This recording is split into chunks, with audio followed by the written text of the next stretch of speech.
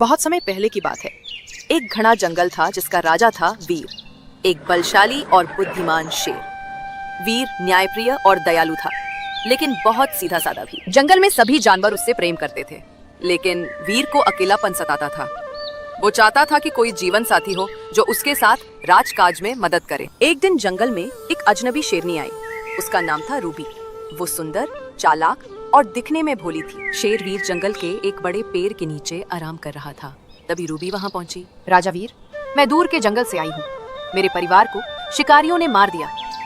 क्या मैं आपके जंगल में रह सकती हूँ? तुम इस जंगल में सुरक्षित हो। यहाँ हर कोई मेरी जिम्मेदारी है। तुम चाहो तो मेरे साथ रह सकती हो। रूबी ने विनम्रता से सिर झुकाया और यहीं रहने लगी। कुछ ही समय में वह वीर का विश्वास जीत गई। रूबी ने खुद को बेहद समझदार और सौम्य दिखाया। वो शेर के राजकाज में मदद करने लगी।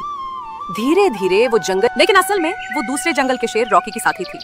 दोनों ने मिलकर वीर के जंगल पर कब्जा करने की चाल चली थी। रूबी का काम था वीर का भरोसा जीतना, उसे कमजोर बनाना और फिर रॉकी को अंदर लाना। रूबी, एक रात रॉकी से छक्कर मिलते हुए। सब कुछ योजना के अनुसार चल रहा है। वीर मुझ पर पूरी तरह भरोसा करता है। जल्दी ही ये जंगल तुम्हारा होगा। बहुत अच्छा, आप बस उसे खत्म करने का मौका निकालो। वीर के दरबार में एक बूढ़ा उल्लू जिसका नाम ज्ञानू था, सब कुछ चुपचाप देखता और समझता था। एक दिन वो वीर के पास आया। ज्ञानू, राजा वीर, मुझे कुछ कहना है। शेरनी रूबी पर भरोसा करना ठीक नहीं। वह किसी और से मिल रही है। क्या? लेकिन वो तो, उसने मेरी जान बचाई थी। ज्ञानू, राजा, धोखा देने वाले अक्सर पहले कृपा करते हैं।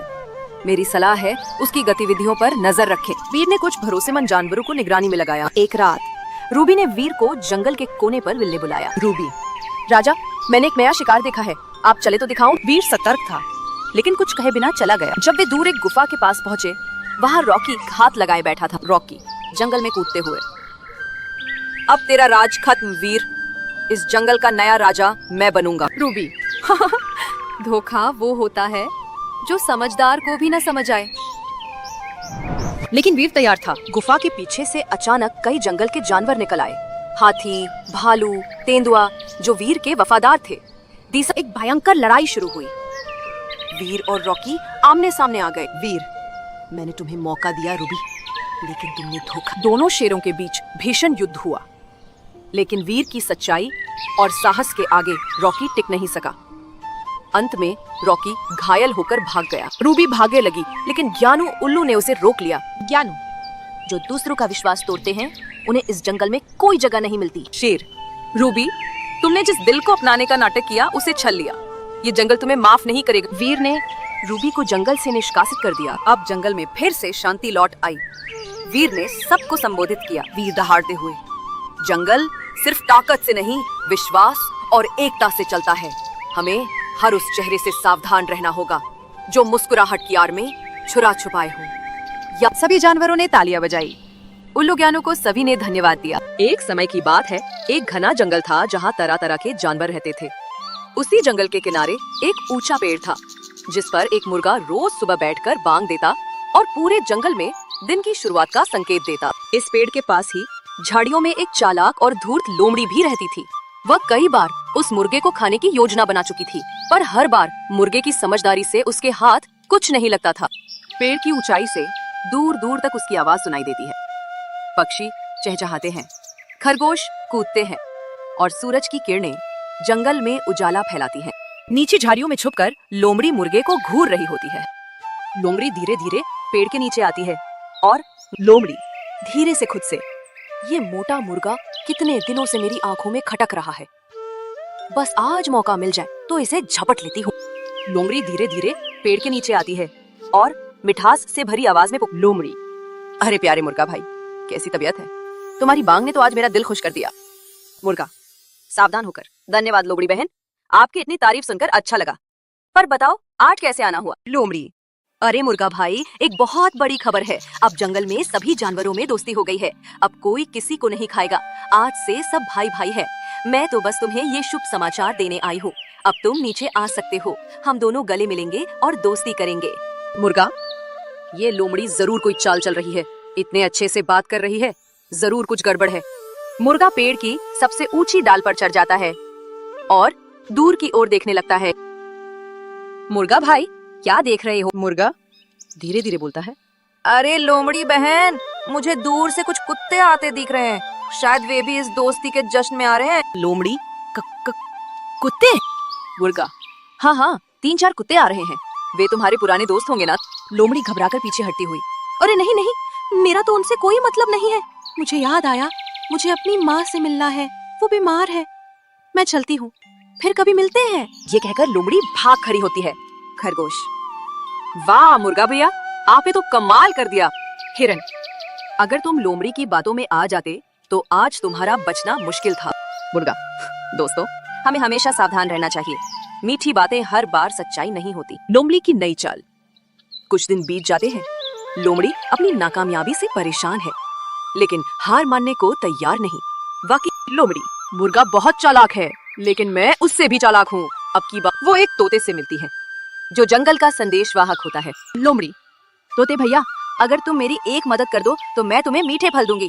बस मुर्गे को ये संदेश दे दो कि मैं बदल गई हूँ और उससे माफी मांगना चाहती हूँ। तोता संदेश लेकर मुर्गे के पास जाता है। तोता, मुर्गा भाई, लोमड़ी बहन ने मुझे तुम्हारे पास भेजा है। वह कहती है कि उसे अपनी गलती का पछतावा है। मुर्गा, तोते भैया, उसे कहना कि जिस दिन वो पेड़ पर उड़कर माफी मांगने आएगी, उस दिन मैं माफ कर दूंगा। लोमड़ी को फिर एक बार मुंह की खानी पड़ी। वो गुस्से में झाड़ियों में जाकर बैठ जाती है। लोमड़ी झुंझलाकर, ये मुर्गा तो बड़ा होशियार निकला, मुझे फिर से बेवकूफ बना गया। मुर्गा पेड़ से अपनी बांग लगाता है और पूरे जंगल में उसकी समझदारी की गूंज फैलती है। बहुत समय पहले की बात है। एक घना जंगल था जिसमें तरह तरह के जानवर रहते थे। जंगल के राजा शेर थे। शेर ताकतवर तो थे ही, लेकिन बहुत न्यायप्रिय भी थे। हर जानवर उन्हें दिल से मानता था, क्योंकि वो कभी भी किसी के साथ अन्याय नहीं होने देते थे। एक बार की बात है, गर्मियों के दिन थे। जंगल में पानी बहुत कम बचा था। जानवरों को पीने के लिए पानी दूर दूर से लाना पड़ता था। ऐसे में जंगल के बीचों बीच एक छोटा सा तालाब था, जो सबके लिए जीवनदायक था। तालाब के पास अक्सर हिरन, खरगोश, मोर, तोते और बंदर पानी पीने आया करते थे। मगर उसी तालाब में एक मगरमच्छ भी रहता था। वो पहले तो सभी को शांति से पानी पीने देता था, लेकिन धीरे धीरे उसमें लालच आ गया। उसे लगने लगा कि ये तालाब उसी का है और बाकी जानवरों को पानी पीने के लिए उससे इजाजत लेनी चाहिए। एक दिन जब खरगोश और उसका परिवार पानी पीने आया, तो मगरमच्छ ने रास्ता रोक लिया।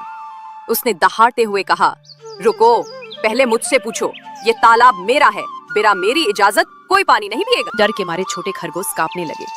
उन्होंने हाथ जोड़कर कहा, मगरमच्छ जी, हम तो बहुत प्यासे हैं, हम थोड़ा सा ही पानी पीकर चले जाएंगे। मगरमच्छ उनकी एक ना सुनी। उसने एक खरगोश को डराने के लिए पकड़ लिया। छोटा खरगोश डर के मारे चिल्लाया। बाकी जानवर भागकर शेर राजा के पास गए और सारी बात बता दी। शेर ने तुरंत अपनी सभा बुलाई। सारे बड़े जानवर जैसे हाथी, भालू, चीता और लोमड़ी भी सभा में पहुंचे। शेर ने गुस्से से कहा, मगरमच्छ को बुलाओ। लेकिन मगरमच्छ तालाब से बाहर नहीं आया। उसने तालाब के अंदर से ही चिल्लाकर कहा, ये तालाब मेरा है, मैं राजा की बात क्यों मानूं? अगर किसी को पानी पीना है तो मुझे मछलियां देकर जाओ। शेर को बहुत गुस्सा आया, लेकिन वो जानता था कि तालाब में घुसकर मगरमच्छ को पकड़ना आसान नहीं था, इसलिए उसने चाल चली। उसने लोमड़ी को बुलाया, जो बहुत चालाक थी। शेर ने कहा, लोमड़ी, तुम्हें ही कोई तरकीब निकालनी होगी जिससे मगरमच्छ को तालाब से बाहर निकाला जा सके। लोमड़ी ने कुछ सोचा और हंसते हुए बोली, राजा जी, ये काम मेरे बस का है, आप बस मुझे हाथी और भालू की मदद दे दीजिए। अगले दिन लोमड़ी तालाब के किनारे पहुंची। उसने मगरमच्छ को आवाज दी, मगरमच्छ भाई सुनो, मैं तुम्हारे लिए एक बड़ी खुशखबरी लाई हूँ। मगरमच्छ ने चौंक कर कहा, खुशखबरी? कैसी खुशखबरी? लोमड़ी ने नाटक करते हुए कहा, जंगल के राजा ने तय किया है कि इस तालाब को तुम्हें ही सौंप दिया जाए। इसके बदले तुम्हें एक बड़ा तालाब मिलेगा, जहाँ ढेर सारी मछलियाँ भी होंगी। मगरमच्छ का लालच और बढ़ गया। उसने सोचा कि अगर मुझे बड़ा तालाब मिलेगा तो मैं और आराम से खा पी सकूंगा। उसने पूछा, कहाँ है वो तालाब? मगरमच्छ ने बिना सोचे समझे तालाब छोड़ दिया और बाहर आ गया। तभी पेड़ों के पीछे छिपे भालू और हाथी ने मगरमच्छ को पकड़ लिया। मगरमच्छ ने छटपटाने की बहुत कोशिश की, लेकिन उसकी एक ना चली। शेर राजा ने मगरमच्छ से कहा, तुमने जंगल के नियम तोड़े हैं। तालाब किसी एक का नहीं बल्कि सबका है। तुमने मासूम जानवरों को डराया, इसलिए तुम्हें सजा दी जाएगी। सभा में सबने तालियां बजाईं। मगरमच्छ को जंगल के सबसे दूर वाले दलदल में छोड़ दिया गया, जहां कोई जानवर नहीं जाता था। वो फिर कभी किसी को परेशान न कर सके। सबसे पहले आप सभी को नमस्ते, प्रणाम। और हमारा ये Munger cartoon story YouTube channel पे देख रहे हैं तो चैनल को सब्सक्राइब जरूर करिएगा। अगर फेसबुक पेज पर देख रहे हैं तो पेज को फॉलो जरूर करिएगा। ये वीडियो सिर्फ इस चैनल पे आते हैं आप सभी को इंटरटेनमेंट के लिए, तो आप लोग क्या करिए, दिल से सपोर्ट जरूर करिए और लाइक जरूर करिए और कमेंट जरूर करिए और अपने दोस्तों के पास शेयर जरूर करिए। धन्यवाद। बस हंसते रहे, मुस्कुराते रहे अपने अपने लाइफ में।